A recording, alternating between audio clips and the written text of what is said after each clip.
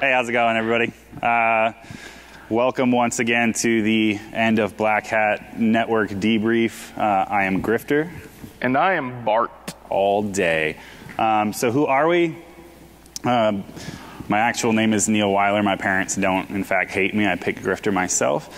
15 years of Black Hat. This is probably 50-something shows all over the world, but 15 years running the network at Black Hat. And so by day, I do threat hunting and incident response for RSA. I'm also on the Black Hat CFP review board and the Black Hat training review board. I'm awesome. No, I don't sleep a lot. I'm the department lead at DEF CON for contests, villages, events, parties, and the demo labs, and an 801 Labs board member. That's our hackerspace in Salt Lake City. So we've been doing this a few years, so I'll fly through this. You guys should all know us by now. If you don't, well... Oh, you're not great. That guy. He's being that guy. You guys... No, know us because I'm loud. I need no introduction. So I've been doing Black Hat about 10 years now. By day, I'm a senior system engineer with Red Sky Solutions based out of Utah. I am also on the Black Hat training review board, a DEF CON goon, and also 801 Labs board member. Boring stuff. Done. All right. So people often say, you know, what's going on the NOC? What is the NOC team made up of? Who's in there? So 2 idiots. That's us. And we also have 21 industry professionals. So these folks are from all different states around the U.S., different countries as well. We have people who are from VP levels, directors, and then just, you know, your standard engineers or analysts, and et cetera, et cetera. I mean, but it's all network engineers or security engineers, basically. My turn. Your turn. All right, let's see how many phones go up real quick. Yeah, click. I tried to make this as big as possible because that's what happens every year. So the architecture this year changed a little bit. There's some changes you might notice if you remember last year what we did. I'll kind of run through a quick understanding here for everybody to kind of lay it out. So Palo Alto is our new firewall core vendor. They're providing all the core firewalling. Amazing. Firewall-less. With our 2 CenturyLink circuits, we have 2 gigs of bandwidth for you guys, and you chew it all up. Behind that, we've got the wireless. If you noticed this year, if you were in any trainings, there wasn't as many wired rooms, and there were some changes to how we did all that with the wireless. There was a new infrastructure that we designed, and it was pretty rock solid. I'd love to hear what anybody else has to say and your experiences with it. But basically, we did ruckus. We didn't do individual APs in every room like we have in the past for trainings and stuff like that. What we did was we gave you 2 options, a captive portal or 8021X, that you could get put onto the VLAN for your training room. For briefings, everybody hit the BH trainings and everybody got RGNets does a really good, Puberty. Oh, excuse me. That just happened. Congratulations. It's on video too. So RGNets does a really good job of basically micro-segmentation for everybody in there. We get VLANs for each user until that's kind of overrun. There are a couple in each VLAN, but everybody gets segmented. You're protected as much as possible. That's our job here, is to keep you guys protected as well as keep the network available, because you guys are paying a lot of money to come, take the trainings, see the briefings, etc. We don't want to be the reason that the demo gods bring the ban hammer down on anybody, so we do as much as possible to keep you secure, but also the network fully available. So moving on here, we've got RSA NetWitness doing all of our analytics basically for the show. They give us very good intelligence, a lot of data, full packet captures, and I'll get into that a little bit because some people get scared. We've got so many tools now at this point for visibility and other stuff like that. I'm sure you've walked into the NOC and seen OIP and some other open source tools. There were some issues in the past using span ports on the switches that really caused some headaches for us. We didn't get full visibility, to drop packets, your span ports just aren't prioritized, and you wouldn't want them to be. So we reached out to Gigamon, and they provided us an HC2 full tap to provide the visibility to all the tools that we need to see that. That was helped along as well by the relationship with RSA. So when we brought RSA NetWitness in last year, that was again adding additional load onto how many spam ports we were using, and honestly, we just tipped the gear over that we had previously. It could not handle the load that we were throwing at it by trying to put a tool after tool after tool into it, and since we had brought RSA in, and RSA has a relationship with Gigamon, they were like, we know a guy. And we're like, please make an introduction. So that's the main idea of the core infrastructure. There's a few things that changed. And like I said, if you go back and look at other slides, you'll see what's changed. And it's kind of fun to get input from you guys as well. If there's something that somebody says, hey, I would do it this way, I'd love to hear your opinion and kind of see where that goes. But there's some other vendors as well that have helped us out this year that aren't on this diagram, and we'll get to that here in a minute. Yeah, I'm the button pusher. Yeah, you are. Get over there. Is there like the logo slide? Because then we can. Did you put a? Yes, but we put it after these ones. Gosh, we're the worst. So this is our mess. So you see all that stuff in architecture. That looks pretty. It's all drawn out. Thanks, Pope. Thanks, Steve from Think for designing and architecting that. But getting all that stuff together means that we end up in the MDF downstairs, which is just the closet. We don't put all the gear, like we'd have a rack's worth or a rack and a half's worth of gear sitting in the NOC with us, and we don't want to listen to it, and it's already warm enough in there with all the projectors and stuff. But it's the weirdest thing. Like, you go down an elevator and then you come outside, like literally outside. You go outside, you're sweaty, it's gross, and there's like a door off on the side that's all janky. You open it, and this is what's behind it. You're giving them hints to where it's at. I don't care. That's fine. They can have hints to where it's at. I'm totally fine with that. I'm not. It's full disclosure. We're in full disclosure here. But so we have all the gear set up in there. So again, so we don't have to sit next to it. And as you can see, in some cases, we set it on the floor. We got dollies to set the RSA gear on this year. Last year, we had a luggage cart. So we do it right. Go to the next one. This is the theater that goes on upstairs. So this is what the NOC looked like. How many people stopped by the NOC this year? So cool. If you hadn't, there you go. Basically, a few years ago, UBM, the company that owns Black Hat, came to us and said, hey, we'd like to show people what it is that you're doing behind closed doors. Our initial response to that was no, in part because we didn't want people coming through our space or parading through, but also because we don't often behave ourselves, and so we didn't want that on display either. But they persisted, and we said, okay, we'll do it, but you're going to have to build like a wall between us and them. And so they did literally that. And that's the plexiglass curtain. It looks nice, but we essentially were like, we're still going to play our music, and we're still going to have the lights down, and we're just going to hang out and do all that kind of stuff. So that's what we do. And we got some nice Black Hat branding shining up on the wall. But overall, that's what it looked like anyway, behind closed doors. We would just hang out and in the dark listening to music and sitting behind screens. So you just get to see what it is that we're doing in there. Sometimes, go ahead. Sometimes we have unexpected additions, I guess. Oh, that's Lyle. If you guys did go into the NOC, that's Lyle. He's our mascot. We also have another mascot, Helga. She was the inflatable sheep that was up on the speaker in the back. Don't laugh.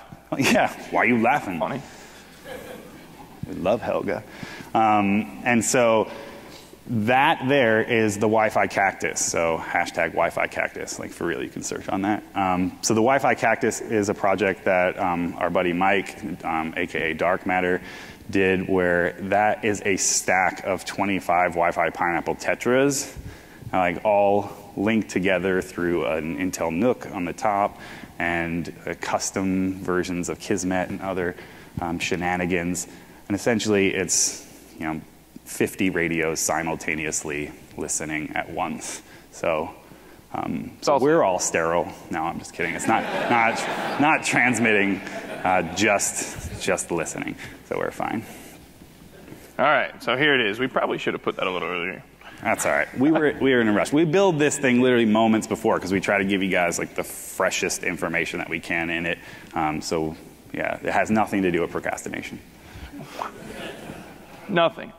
So here's the extended team. We've got CenturyLink, like I said, providing our bandwidth, RSA with NetWitness Suite providing their intelligence, Gigamon giving us visibility through tapping and the capabilities that they have there, Ruckus providing wireless. That includes Brocade deploying switches. We've got a whole bunch of bronads, that's what we're calling them this week, out here helping us do stuff there.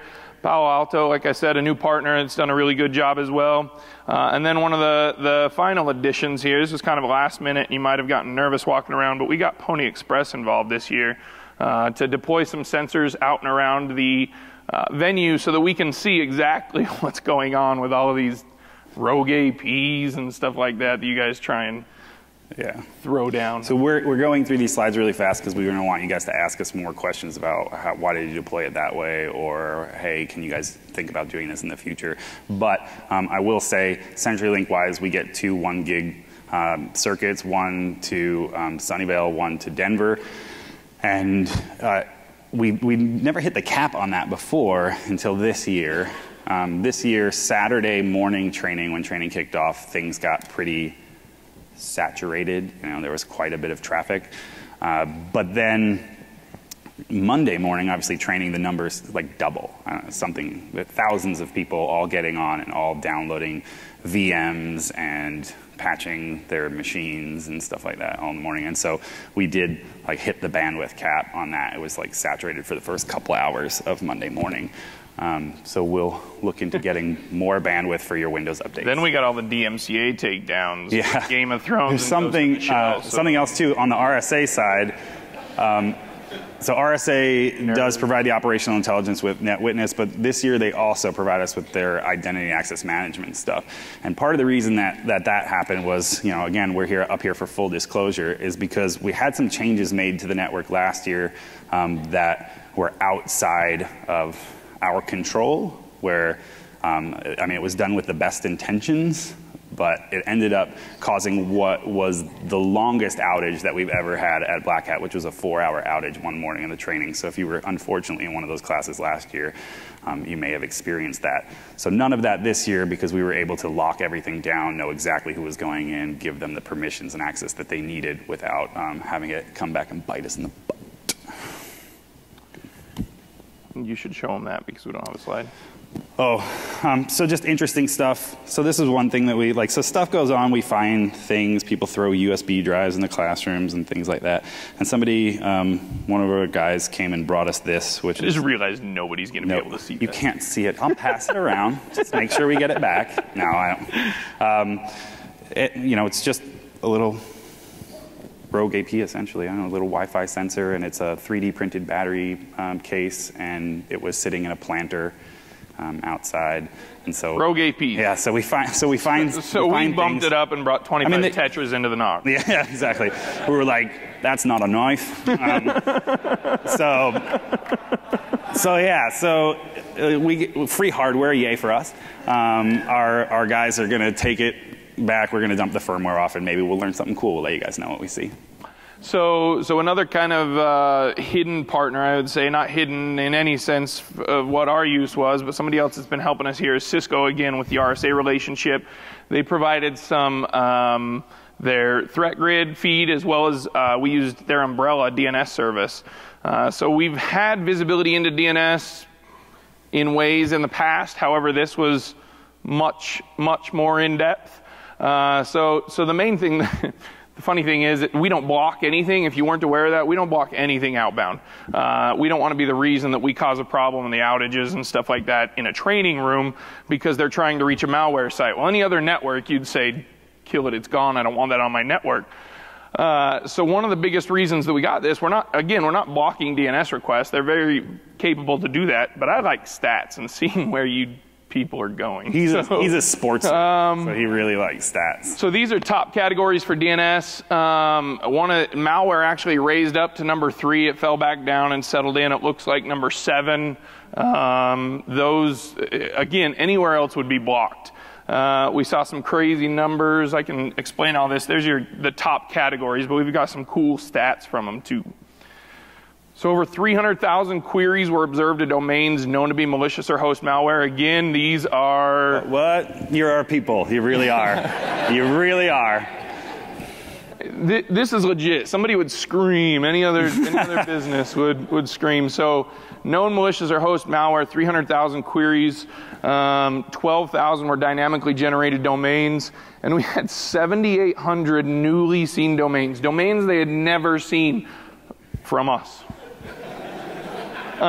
So again, a lot of those get stood up for training, and there's different stuff like that. But again, you would freak out anywhere else. So 6,800 domains were queried that had prior communication known for malicious samples. So they were actually pulling down samples. So this is really cool traffic analysis that it gives us just another capability and visibility into everything that's going on. Much thanks to them and the capabilities that they provide. We just like showing you guys stuff and sessions with a Z. With a Z, because we're leads. So we're basically we're looking at, I can't even read that over there. I'm gonna have to go behind the podium here. Can you guys read that? I can't read it at an angle. It's very small. So what you can see there essentially is the top websites or the top things that like we're transferring. There is number 1, Windows Update. Number 2, Windows Update. Number 3, that's something at Microsoft, could be Windows Update. Then 4 is Kali Linux. And 5, Windows Update. So yeah, I mean, so this literally happens every single year. What's that? Yeah, the next one's iTunes. So legitimately, we've looked at ways to solve this. We tell everybody to patch their systems, and if I had to guess, this isn't you guys bringing your work system and patching it, although I know that's happening as well, and you guys are crazy for doing that on this network.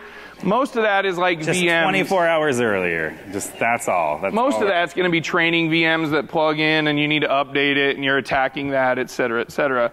So that one's Windows Update with a 3. No, I'm just kidding. That's not. So we're looking into some solutions around this. Kali obviously gets downloaded pretty hard, updated in every single training room, and then of course the offset guys are here giving the dojo. So there's tons of stuff that happens across Microsoft, Kali Dojo, all your apt-get, your Ubuntu updates and stuff like that. We've looked at some options here, and so keep your ears peeled next year and see if we've solved this yet. But you guys are crazy. Seriously. It's insane. I'm glad you're patching. I really am. On site. But yeah, we'll just blame it on the expo hall. So these are the top 10 protocols, or we won't spend too much time on this. Obviously, it's like the thing that makes me have a sad is that there's more DNS traffic than SSL. You guys have done better in the past. You've done better. We expect better. Yeah, we expect better. However, like the actual genuine amount of encrypted traffic was about 50%, which is, I think, down 5% from last year. So ish. Yeah, ish. But the expo hall grew, so encrypt, we'll blame it on them. And then wait, encrypt, wait. Encrypt, I'm telling you to encrypt and use VPNs. Yes, use VPNs, God. Like this guy. So this is somebody authenticating to their free VPN, and the password is in the clear, and all the info is just there, and then it responds back like, "Hey, got your password. Here it is in case you forgot." And now we'll start the session. So it's like. But then they encrypt your data, so it's okay. So let's take this back a step and say encrypt your traffic, but maybe test it at home. Yeah, it's like 2 seconds to check. This is awesome stuff that we get. This is where we get to nerd out and find all the cool stuff. We've talked about some crazy things that have happened in the past, but this is especially funny. Matt from RSA, when he found it, he was like, "Oh man." He's like, "Come here, come here, come here, come here, come here." I'm like, "What?" He's like, "Look at this. What's wrong with this?" And I was like, "What? What?" And he's like, "It's all in the clear." It's all in the clear. Everything else is fine, but it's just this tiny piece right here. Just your password. Yeah. So jumping ahead. So we did see, so this as well, new version of Emotet. The reason we called this out essentially was, so the guys at RSA were doing some hunting. They were looking at traffic that was going direct to IPs. They saw something of interest. They said, okay, well that's a 404, but it looks like the amount of data that's being returned is different each time. Normally a 404 page would be static. You know, you'd expect to see the same thing repeated. We only put 2 pictures up there, but we have like multiple times. Like it changes every time. So. So clearly that was of interest. So then they dug in further and said, well, what are the IPs that are associated with this particular connection and everything? And looking at it, it was in fact the C2 servers for this. So what kind of made us go cool was that this particular version came out on Tuesday. We saw it Wednesday. So hack source. Yeah. Not 0 day, but 1 day. Hashtag 1 day. Oh, and this. So if any of you were here last year, there was a a friend spammed the network with a bunch of traffic, like 1.5 gigs in like a second. But it was all said, ICMP. Yeah, all ICMP. That said I heart grifter. And then this year from the same class, that guy's not even here, but Justin Searle's class, they sent this grifter phoning home via You know, you're just asking to keep getting that now. It's if you do it twice, it's tradition. What's that? 3 times is the way you've always done it? Yeah, that's right. That'll be once it's done 3 times. It's like that. That's always every year that's happened. These are all our stats that we got from Pony. So, I mean, I can basically read the slide to you. Some of the stuff is, you know, we're looking at 500,000 unique wireless MACs, so a handful, and 65,000 unique Bluetooth MACs. So, quite a bit wandering around out there. Plenty of access points. We'll show you what that looks like in a shiny picture here in a moment. But also, a lot of devices that were moving between what would have been the trusted Black Hat wireless and then going to the open wireless and back and forth. And I know that that is basically something that companies deal with all the time as well.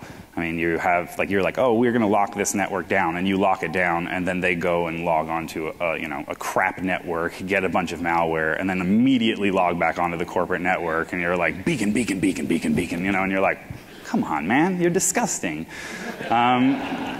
And so that's like, I mean, it's a real world thing that we see even here, you know. And again, we tell people how they should behave with their machines and stuff, and we try to coach them on how, you know, security should be done for users. But ourselves as professionals, we end up doing the same thing. I will give an example of something like this. In 2 cases, like we have. This is a lot of full disclosure. Should I talk about? I'm not going to talk directly about the company.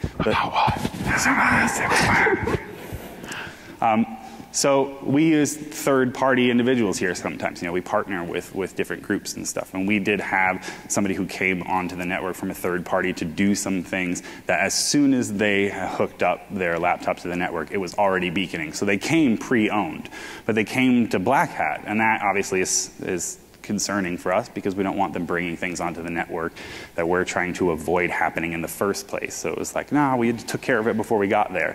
So like, you guys can do your Windows updates, but they bring malware before they ever get out here. So we let them know, we're like, get it off the network. And so now we're actually going to make a change next year so that any third party who connects to any system or network that is one of trust within the Black Hat network will have to be an imaged machine that we get that is like a flat configuration. We know exactly what's on it. That can connect to those trusted resources. If they want to browse the internet, they'll have to do that on their personal machine on a separate VLAN, like somewhere else. I think, what did we call the SSID when we gave it back to him? Was it banished? I think it was banished. Exiled.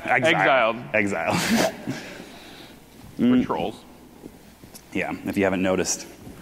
3 karma attacks. I mean, most of this was, you know, basically training classes. We could see all kinds of stuff, but mostly the things that we were interested in were, pineapples. Were we looking for? We were very interested. We were very interested in pineapples, and then things like this. So Pony was helping us, find stuff like that, and that was great. It was awesome to be able to say, like, we're seeing some rogue devices.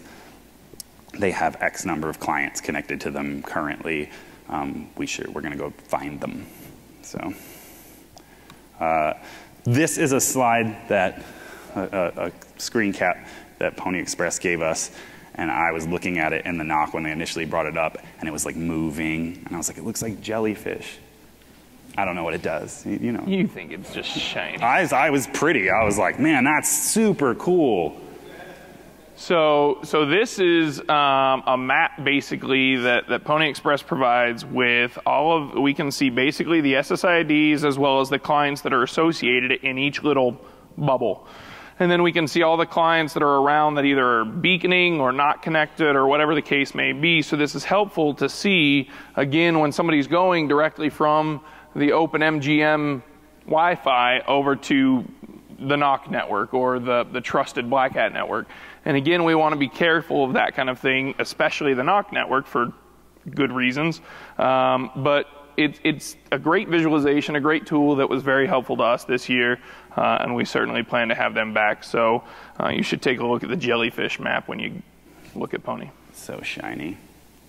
We're going to make that the actual name for this. We'll just keep saying jellyfish map from now on. So this, we're not in the shame game or anything like that, so we're not going to call out the organization or individuals who we saw this on, but I'm going to share a story with you guys about arrogance.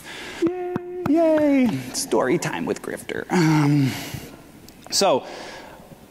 It's probably about a year ago, I went to a conference where there was a session that was like Q&A with hackers, or this wasn't necessarily like a completely security-focused conference.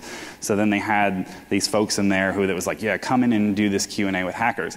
And so I'm like, well, I gotta go to that, And I go in and I sit in the back, and it was the weirdest thing I've ever seen. Like, I mean, the folks who were running it were like, basically telling everybody in the room how elite they are and how they could hack them immediately, and that they teach kids how to do this stuff, and that they'll put any one of their kids up against anyone in the room and they're going to be a better hacker, and they're doing all this boom, boom, boom. I mean, it was like, I was like, I've never witnessed anything like this, and I've been in the hacker scene since I was 11. So I was like, wow.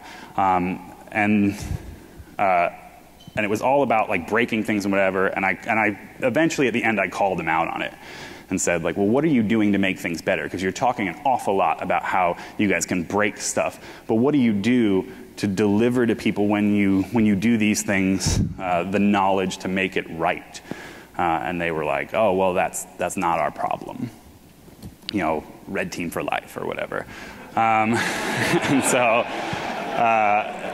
I'm like, okay. And he's like, I guarantee I'll put any one of these kids up against you and they'll hack you. Just wait, this is getting real. Yeah, and I was like, well, you don't know me at all. And he was like, it doesn't matter, I guarantee it. I was like, all right, whatever, man. So I let it go. I go out in the hallway. Eventually this session ends. I'm out there talking to people who turned around and noticed who I was. They come out, they're like, dude, what's up? How's it going? Oh my gosh, blah, blah, blah. And then he comes out and they're like, oh, hey, let me introduce you to Grifter. And the dude's face like turns white. And he's like, oh, okay, maybe you can hack. And so here's where the arrogance comes in on that. This organization, there are people from that organization here at Black Hat. How do we know that? Because they're passing everything they do in the clear on the network, including all of the flags for the CTF that they host. We're the winners! So, just like, even if you think you're, the big fish, like, take a step back. You never know who else is in the room. Humble yourself. That's one of my favorite things about coming to Black Hat is every time I've come to Black Hat, I walk away feeling stupid. And that's the correct way to be. You're like, I went upstairs and bought 6 books earlier because I was like, gotta figure out what that was, gotta figure out what that was, gotta figure out what that was. He didn't tell you they're all basics. Yeah, they're all legit. Intro. No, they are actually for my neighbor. But it was every time I go to Black Hat, I come back thinking, here are the things that I need to focus on. These are the technologies that these guys were talking about where maybe I walked away thinking, I don't know enough about that. And that is hopefully what people take away from these conferences, not what an uber badass they are. We had a grand chuckle. All right, so that's it. So that's the last story there or whatever. Keep the troll up there. I will keep the troll up because I like that. Trolly, oli, oli. So this is the best part because I love to hear what you guys have to say actually and want your opinions and, well. We got plenty of time for questions, so you better have them. Usually you guys fill up this whole section, so we'll just turn it loose to the crowd. If you have a question, there's microphones over here. If not, if you're really if you're an introvert and you're not comfortable doing that, and you can just yell something out and we'll repeat it. So.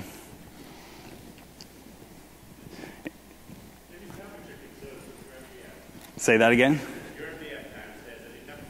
It's not upstairs. It's not downstairs. It's a. No, it is out. No, it's good. Yeah, no, it's fine. Actually, yeah. I mean, I don't know. What can we say about Mandalay's infrastructure? Good. What? It is freezing cold. Heather's up here from Ruckus, and she's wearing a hoodie. One, because she's a hacker, so that's how we identify her. And 2, because it's cold. But yeah, more? Go ahead.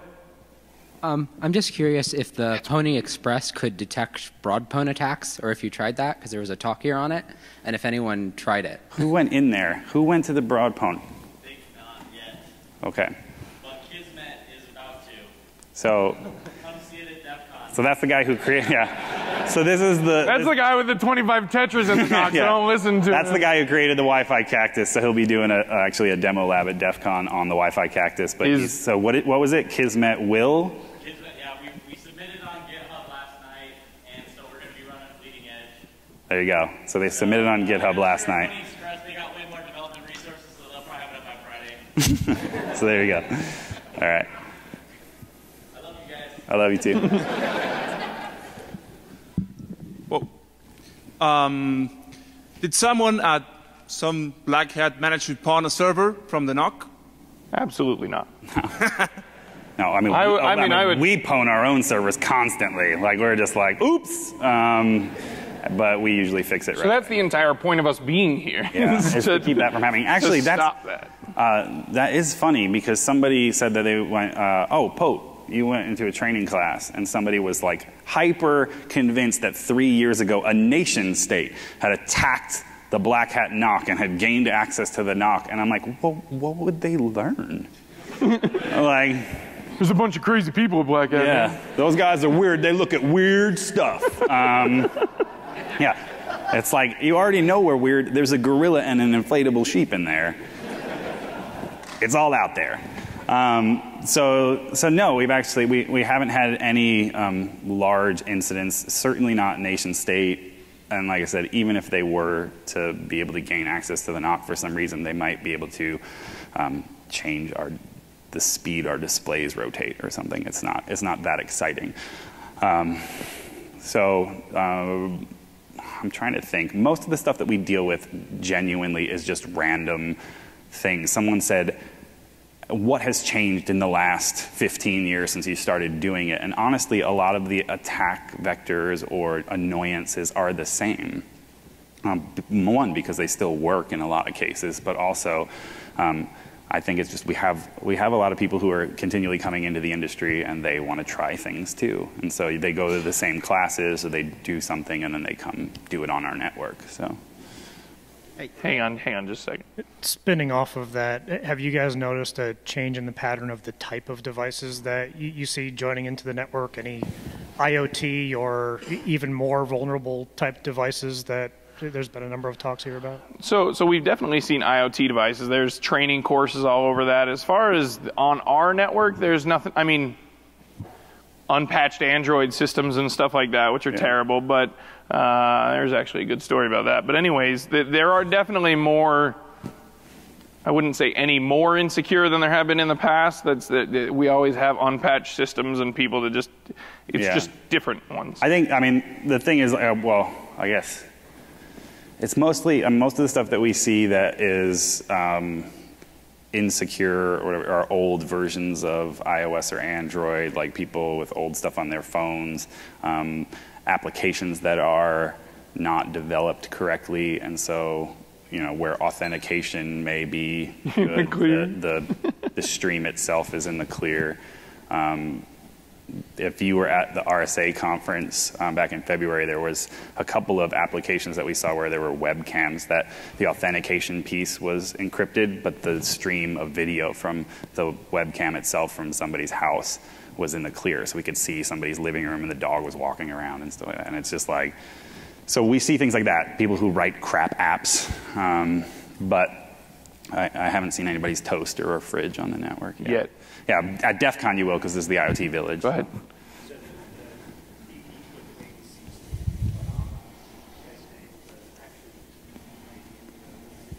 APs with wings? Oh, the drones. Actually, yes, there was 10, I believe, that we go back to the pony slide. How did I miss that? Where are they? Oh, yep, 10. 10 aerial drone access points. No, I didn't personally see any drones. But to be fair, I mean, it could have been in the expo hall. Who knows? It might have been somebody's demo or something like that. But yeah, I didn't see any flying down the hall, or we would have caught it and we'd have free hardware. So, yeah, exactly. Yeah. So. Conventional wisdom is still out there that you're crazy if you use the Black Hat network. In fact, I just saw a news item last night by some respected security researcher that said that very thing: don't use Wi-Fi at Black Hat. You guys would probably disagree. I personally disagree. I didn't have any problem with it. I don't think I was hacked, but I don't really know yet. If they're good enough, you never will. That's right.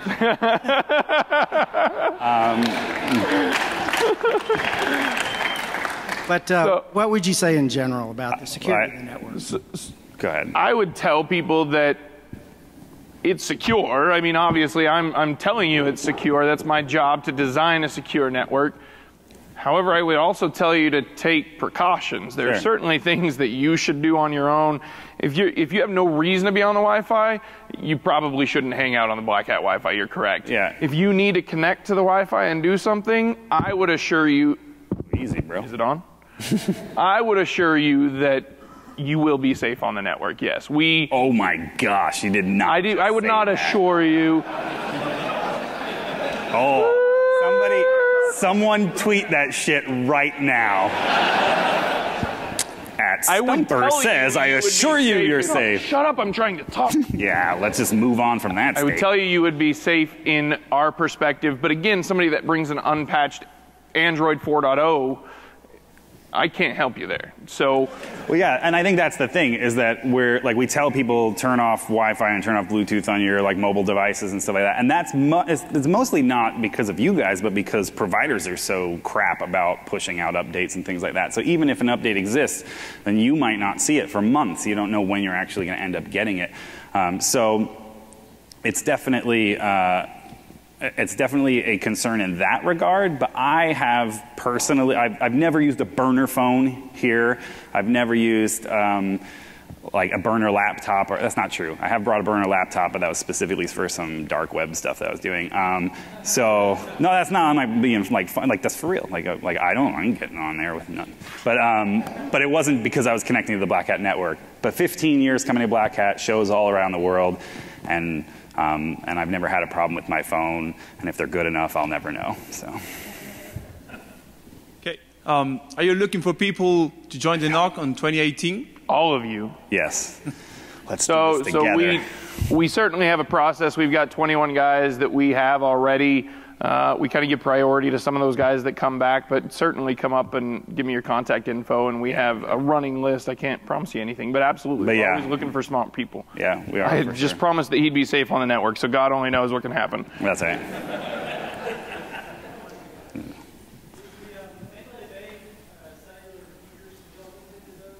Did you say, does the Mandalay Bay something? The cell phone repeaters, have we looked into them? In what sense have looked into them? That could go a million different ways. No, Mandalay Bay, see, that's the thing. People always ask us, like, well, how far do you extend the security of the network? Are you involved with Mandalay on certain things? Like, if they're, like, this is a casino. Like, if there's one thing casinos are good at, security, you know. There's a room somewhere where there's no cameras, but you'll only see it if they're gonna kneecap you. Like, the rest of this place is both physically and from a network standpoint, they have a team of absolute badasses. And we communicate with them daily. They let us know if there's something that looks interesting. We let them know if we see something that's interesting. There's a lot of communication that goes on there. And they're also talking to all the other properties around Las Vegas. So, you know, Caesars and DEF CON. Like that. Yeah, DEF CON. When this kicks off, we're putting tens of thousands of hackers all up and down the Las Vegas Strip. So, so they're constantly sharing intelligence between one another and with us. We don't need to touch their stuff. They're good enough without us. I wouldn't say an official debrief. Yeah, not we most certainly debrief, talk about. We talk to the guys. Like, yeah, we don't sit in a room and point at a whiteboard or anything. But we. Whose fault? What's that? Look, I'm in Vegas long enough. I'm not sticking around. Like, it's like we're gonna get off this stage and we're gonna go to DEF CON. So we got to tear down first. Yeah, we're gonna tear down. So send that last email. Where are we at? Oh, we still have a few minutes. You guys got 17 minutes. Sit down, Mush. Sorry, that's our buddy. Say again.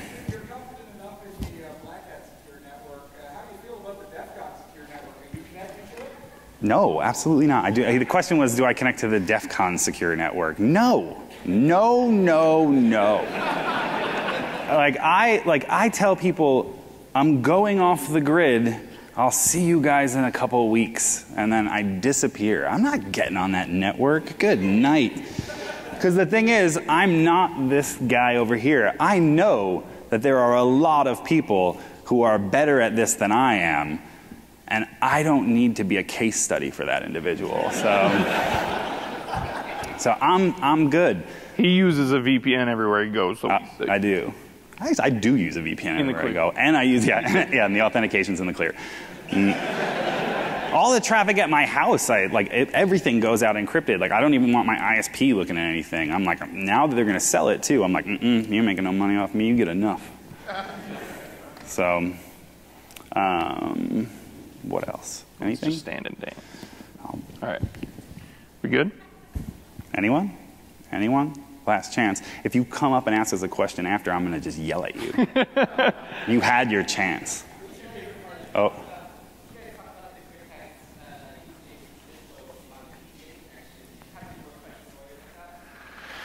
What was it? Yes. So the question was, and there's time, so I'll tell it really quick. There's a question if we had any other funny stories. Well, I guess kind of funny. I'm sorry for the one individual that this is going to be about, but so there was a Samsung device that was owned on the network, and we saw data exfilled off of that phone. So we literally, for their sake, disconnected everything from the network. They cannot connect to our network. They can connect to the network, but they cannot get anywhere. No data can be exfilled, nothing like that. If they try to go to any web page, they got a splash page that said, come visit us in the NOC. So, yes, there are stories. There are tons of we things try. like that. I mean, I can't do anything for you once it was exfilled, but I can certainly stop the exfill and tell you to come over here and talk to us, and we'll explain what happened, and you should change your credit card and passwords. But yes, there are absolutely other funny stories like that. We could go on for days, but that was one this year. So there's some context around that. I knew somebody else was yelling too. Where was it? He said, "What was your favorite part of the conference, or what's our favorite part?" Honestly, you guys. Like, we like hanging out. Like, we get to see everybody, our friends that we only see a couple of times a year if we're lucky. Like I said, I mentioned I'm the department lead over contests and events and stuff over at DEF CON, and our motto is not one talk, not even once, because you can watch the talks later.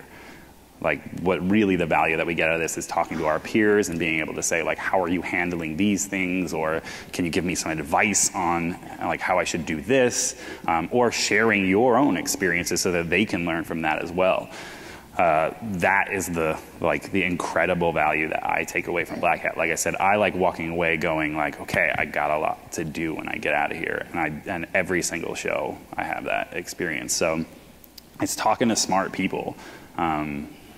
Networking is a big deal. I've been here 10 years, and I wouldn't be where I'm at in my career if it wasn't for networking with people here, DEF CON, and every other con that you go to. Yeah, and I did a day zero talking about like things to do at Black Hat, and one of the things, like, so I am, despite my on-stage demeanor, I'm an introvert. Like, I'm what I term a high-functioning introvert, where I can get up and I can do these things, and I do that because I force myself to do it. It is not comfortable for me, but I understand that in this industry, if we're not talking to each other, then you're an island on your own, and that is certain death. So we have to do research, we have to share it with one another, and we have to have the tough conversations. And so this is like the best place to have those. I gotta go break down. All right. Good night. Thanks, guys.